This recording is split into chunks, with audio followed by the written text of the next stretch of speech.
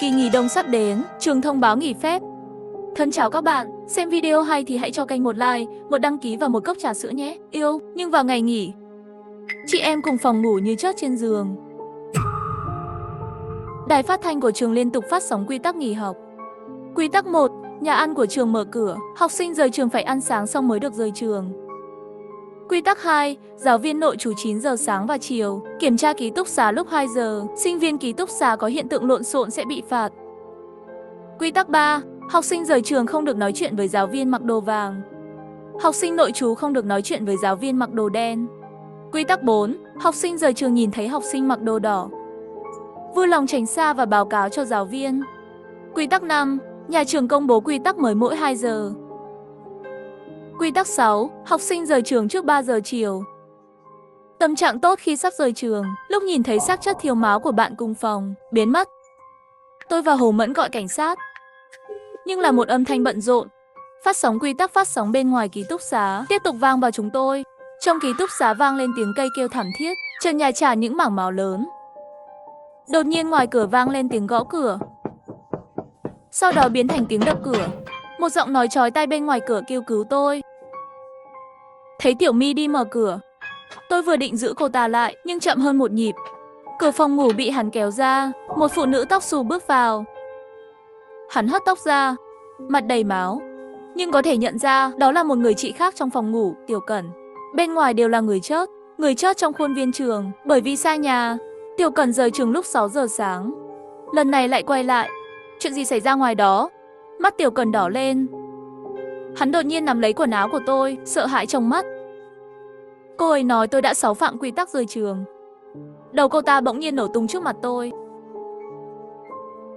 Tiểu My hét lên bỏ chạy, rời khỏi phòng ngủ. Tôi lau máu trên mặt, sợ hãi nhìn thi thể không đầu trước mắt. Tiểu Cẩn đã xáo phạm quy tắc nào?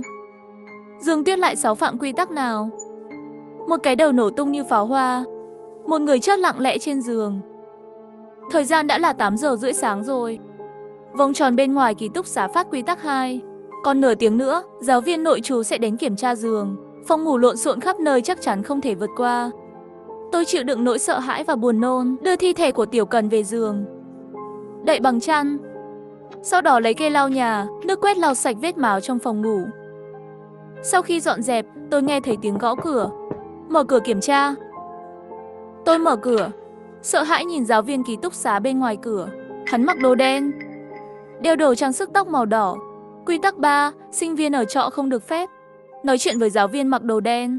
Tôi mím chặt môi không nói chuyện với cô giáo nội trú. Giáo viên quản lý ký túc xá hỏi tôi những người khác. Tôi lắc đầu với giáo viên ký túc xá tỏ vẻ không biết. Tim đập thình thịch. Nếu có bất kỳ phản ứng nào với câu hỏi của giáo viên, trả lời cũng như tại chỗ nói chuyện, vậy thì tôi sẽ chớt.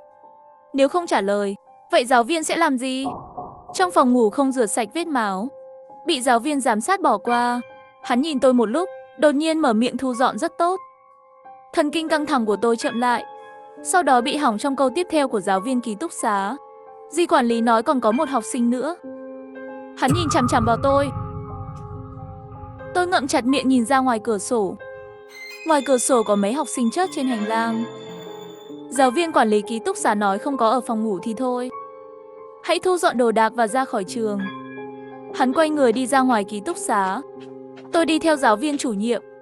Chỉ thấy dì ta đứng đó sau khi ra khỏi phòng ngủ. Phòng ngủ đối diện, cùng đi ra một dì quản lý giống hệt nhau. Tôi quên luôn chuyện này. Mỗi phòng ngủ trên một tầng, tất cả đều có một giáo viên quản lý ký túc xá có khuôn mặt giống nhau, chỉ là ăn mặc khác nhau.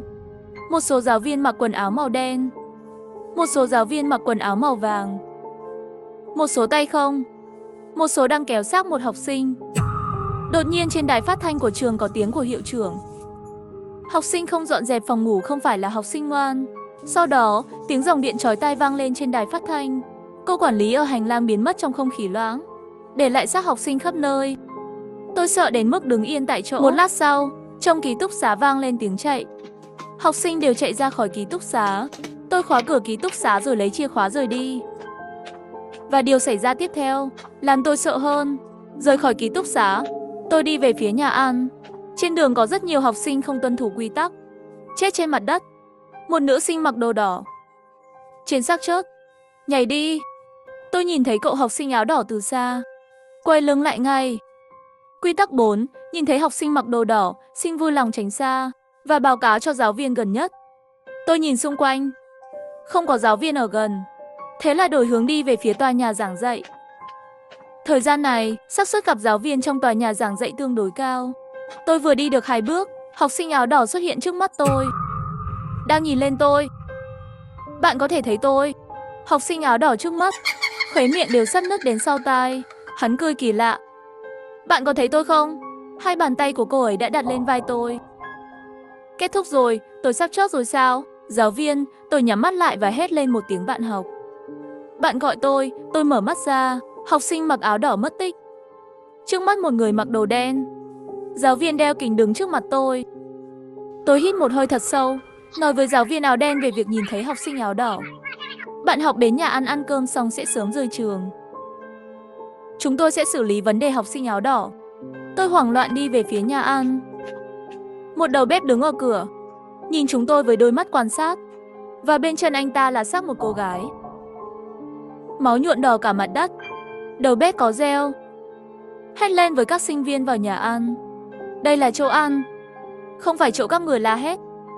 Ở cửa nhà ăn, dán một tờ quy tắc nhà ăn chữ trắng đáy đỏ. Quy tắc 1. Không được nói chuyện trong nhà ăn. Không được ồn ào. Quy tắc 2. Món ăn màu xanh lá cây có thể ăn được, món đỏ không ăn được. Quy tắc 3. Món ăn gì nhà ăn đưa cho bạn không thể từ chối. Ăn xong. Quy tắc 4. Thời gian ăn không được quá nửa tiếng. Quy tắc 5. Không được lãng phí lương thực. Tất cả đều là quy tắc rất đơn giản. Tôi vào nhà ăn, đi đến cửa sổ số 2. Dì nhà ăn mặc đồ đen. Mỗi lần tôi mở miệng đều đưa cho tôi một món ăn. Bạn học tự gọi. Món ăn muốn ăn xong, tôi lấy đồ ăn. Đột nhiên thay đổi sắc mặt. Trong tay tôi là một món ăn màu đỏ. Đang mạo hiểm với hương thơm. Nhìn xung quanh, một số học sinh mặt như tro tàn. Trên tay họ đều mang theo các món ăn có nhiều màu sắc khác nhau. Một số là món ăn màu xanh lá cây, một số là món ăn màu đỏ. Món ăn gì nhà ăn cho là ngẫu nhiên, hay là họ cố ý? Tôi đã chọn lại một cửa sổ. Quy tắc nói phải ăn thức ăn của dì nhà ăn, nhưng không nói là món ăn của dì nào. Tôi đem món ăn màu đỏ trước mặt, cho dì nhà ăn xem. Dì ơi, con đã có một món ăn màu đỏ rồi. Xin vui lòng cho tôi một cái màu xanh lá cây. Trong ánh mắt ngạc nhiên của mọi người, dì nhà ăn tiếp nhận món ăn màu đỏ, đổi cho tôi một món ăn màu xanh lá cây. Không ngờ lại thành công. 2 phút, tôi đã ăn hết rau. Thời gian ăn trong nhà ăn có giới hạn. Tôi phải ra khỏi nhà ăn, sau đó chạy về phía lối ra của nhà ăn. Những học sinh nhận được món ăn màu đỏ cũng bắt đầu xếp hàng ở các cửa sổ khác. Nhưng vì thời gian không còn nhiều, rất nhanh sẽ xảy ra xung đột. Nhà ăn trở nên ồn ào sôi sục. Thời gian ăn từ 1 đến nửa tiếng. Những học sinh không kiềm chế được cãi vã, đột nhiên ngã thẳng xuống đất. Rất nhiều côn trùng bò ra khỏi cơ thể họ. Thật kinh tởm và kỳ lạ. Và những gì xảy ra tiếp theo còn tuyệt vọng hơn. 10:50 sáng, bên ngoài cổng trường học có rất nhiều thi thể học sinh. Quy tắc 2, 2:00 chiều, giáo viên sẽ kiểm tra lại phòng ngủ. Học sinh có phòng ngủ lộn xộn sẽ bị phạt.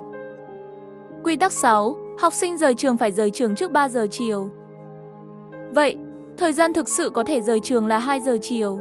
Từ 3 giờ, học sinh rời trường sớm sẽ chớt.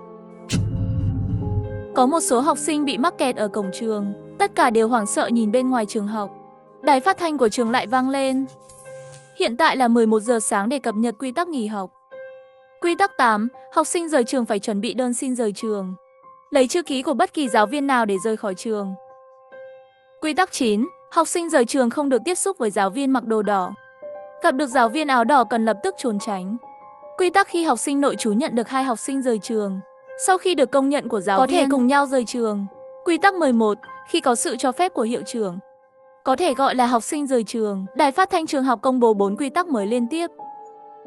2 cái dành cho học sinh rời trường, 2 cái dành cho sinh viên nội trú. Tôi đi về phía ký túc xá. Tôi cần hoàn thành đơn xin nghỉ học. Vừa đi được vài bước, có người ở phía sau gọi tôi, bạn học ơi. Tôi quay đầu lại, sợ đến nỗi tôi kêu lên. Nữ sinh mặc đồ đỏ lại đứng trước mặt tôi. Lạnh lùng nói, tôi lại tìm được bạn rồi. Con cô hồn này sao hồn ma không tan? Một cảm giác sợ hãi khủng khiếp nắm lấy trái tim tôi. Này bạn học, tôi sẽ không đánh bạn. Tôi quay người chạy về hướng tòa nhà trường học. Quỷ mới tin lời người này nói. Tôi chỉ tin vào việc tuân thủ các quy tắc để tồn tại. Chạy được một khoảng cách, tôi nhìn lại. Trước mặt vẫn là sinh viên y khoa áo đỏ truy đuổi gắt gao. Trong khi đó, tôi thấy các học sinh khác chạy tán loạn. Phía sau mỹ nhân cũng đi theo một học sinh áo đỏ. Tôi quay lưng bỏ chạy. Trong lòng lại có một ý nghĩ kỳ lạ. Những sinh viên y khoa đỏ này hình như là cố ý ép học sinh chạy về phía tòa nhà. Mục đích của việc này là gì? Tòa nhà trường học cách xa tầm nhìn. Khi tôi nhìn lại, học sinh áo đỏ phía sau đã mất tích. Tôi bước nhanh vào tòa nhà trường học, đi thẳng về phía thang máy, chuẩn bị lên tầng 3. Thang máy hoạt động bình thường, nhanh chóng từ tầng 5 xuống tầng 1. Gửi một tiếng đinh, tôi không vào thang máy, mà lại nhìn lại. Tại sao toàn bộ tòa nhà trường học yên tĩnh như vậy? Tại sao trong tòa nhà chỉ có một học sinh là tôi? Một số văn phòng ở tầng 1 bị khóa, một số cửa văn phòng mở. Tôi bước vào những văn phòng đang mở, nhìn thấy thi thể của nhiều giáo viên trên mặt đất, không có vết thương trên cơ thể họ, và chớt như những học sinh phá luật. Trên tường văn phòng, danh sách các quy tắc của giáo viên. Hóa ra giáo viên cũng đang trải qua những câu chuyện kỳ lạ về quy tắc. Tôi nhìn những cái xác trong văn phòng. Không ổn. Quy tắc sinh viên, yêu cầu chữ ký của giáo viên để rời khỏi trường. Vậy bây giờ còn bao nhiêu giáo viên còn sống? Tôi lên tầng 2. Bốn phía vẫn yên tĩnh. Những người mặc áo đỏ chạy về phía các học sinh khác trong tòa nhà. Ở đâu? Văn phòng trên tầng 2. Bên trong cũng có rất nhiều thi thể của giáo viên. Rồi tôi lục soát tầng 3. Văn phòng tầng 4. Không thấy một người sống, ngoại trừ cô giáo áo đen mà tôi đã gặp trước đó. Không thấy bóng dáng của các giáo viên khác nữa. Tôi tiếp tục đi lên, đến văn phòng hiệu trưởng tầng 5. Bên trong trống rỗng, có một vũng máu trên sàn nhà. Chúa ơi! Hiệu trưởng cũng nhận được cơm hộp. Tôi ngồi ở bàn hiệu trưởng. Bạn viết đơn xin nghỉ học. Sau khi viết đơn, hãy rời khỏi văn phòng hiệu trưởng. Tôi dừng lại ở thang máy, đột nhiên nghĩ đến tầng 1 đến 5 của tòa nhà giảng dạy. Tôi đã tìm kiếm tất cả, nhưng có một chỗ tôi đã bỏ sót. Đó là mái nhà. Tôi đi từ cầu thang lên mái nhà.